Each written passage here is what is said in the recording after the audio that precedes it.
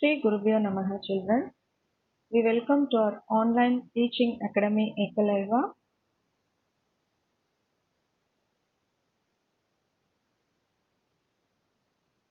Today we are going to start a new lesson in history, social and religious reform movements in 19th century. In that we are going to discuss about various points. Our learning objectives in this lesson are the influence of Western ideas and Christianity in creating a new awakening in 19th century British India, contribution of Brahmo Samaj, Arya Samaj, Ramakrishna Mission, Theosophical Society, and Aligarh movement to the regeneration of India, contestation in the social and religious sphere, that is, opposition to practices like sati, slavery, untouchability, and child marriage, opposition to idolatry, rituals, and superstitious beliefs, role played by prominent personalities in bringing about this awakening among Parsis and Sikhs, social movement of Jyotiba Phule and reform movement in Kerala and Tamil Nadu. These are all the various things we are going to discuss in this lesson.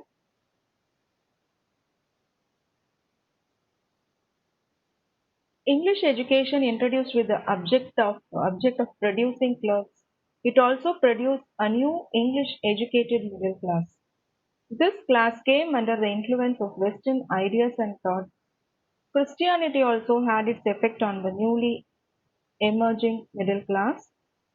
The educated middle class began to take a lead in political as well as in reform movements. They attempted to harmonize both Indian and Western cultures. Their ideas and their actions helped to mitigate social evils such as sati, female infanticide, child marriage, and various superstitious beliefs. The reform movements of 19th century fall under two broad categories. One is reformist movements and another one was revivalist movements. So reformist movements like the Brahmo Samaj, the Prarthana Samaj and the Aligarh movement, and the revivalist movement such as the Arya Samaj, the Ramakrishna Mission, and the Deoband movement. There were also attempts to challenge the oppressive social structure by Jyotiba Phule in Pune, Narayana Guru and Ayankali in Kerala, and Ramalinga Adigal and Vaikunda Swamigal of Tamil Nadu. Now we are going to discuss about the early reform movements in Bengal. So Rajaram Mohan Roy and Brahmo Samaj, Maharishi Debendranath Tagore, Keshab Chandra Sen and Brahmo Samaj of India, Ishwar Chandra Vidyasagar. We are going to discuss about all of these great personalities in detail. Among them, first we are going to discuss about Rajaram Mohan Roy. Rajaram Mohan Roy was one of the earlier reformers influenced by Western ideas to initiate reforms. He was a great scholar and he was well versed in Sanskrit, Arabic, Persian, English, and also in Bengali, which was his mother tongue. He opposed meaningless religious ceremonies and all forms of social customs. So, in his religio-philosophical social outlook, he was deeply influenced by monotheism. Monotheism means worship of one god and also anti-idolatry. So, deeply concerned with the prevailing customs of sati, child marriage, and polygamy. Polygamy means marrying to one more persons. He published various tracts against them and he petitioned the government also to legislate against all these practices. He also condemned the subjugation of women and opposed the prevailing ideas that women were inferior to men. He gave his full support for the introduction of English language as well as Western sciences in schools and colleges. He founded the Brahmo Samaj in the year 1828. On August 1828, he opened a temple in Calcutta where there was no image. There he laid down that no religion should be reviled or slightly or contemptuously spoken of or alluded to. The Samaj forbade idol worship and condemned meaningless religious rites and ceremonies. From the beginning, the appeal of the Brahmo Samaj remained limited to the intellectuals and enlightened Bengalis.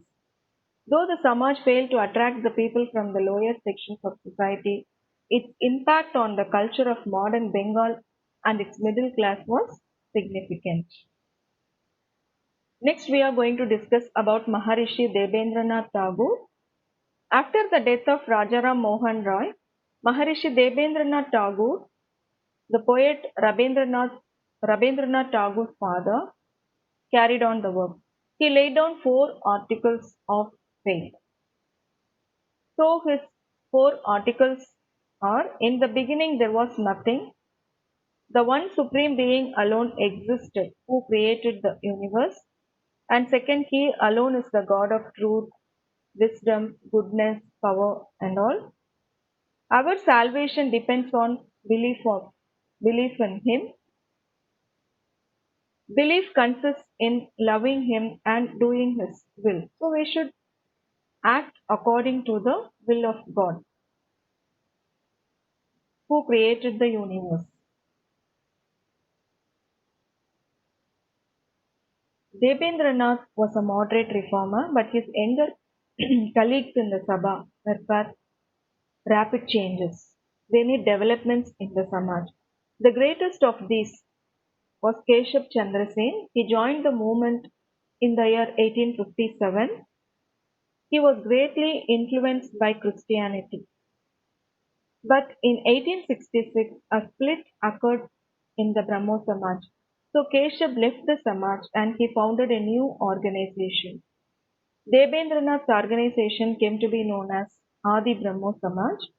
After Keshab had his 14-year-old daughter married to an Indian prince, in contravention of Samaj's condemnation of child marriages, the opponents of child marriage left the Brahmo Samaj of India and started the Sadharan Samaj, which developed anti-Christian tendencies.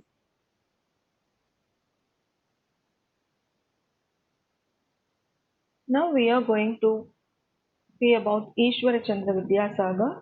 Another outstanding reformer in Bengal was Ishwara Chandra Vidyasagar. While Ram Mohan Roy and others looked to Western rationalist ideas to reform society,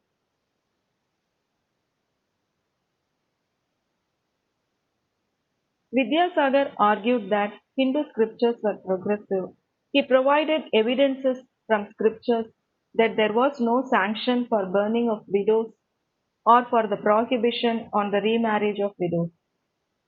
He played a leading role in promoting education of girls and helped them in setting up a number of schools. He dedicated his whole life for the betterment of the child widows of the Hindu society. The movement led by Vidyasagar led for the Widows Remarriage Reform Act of 1856.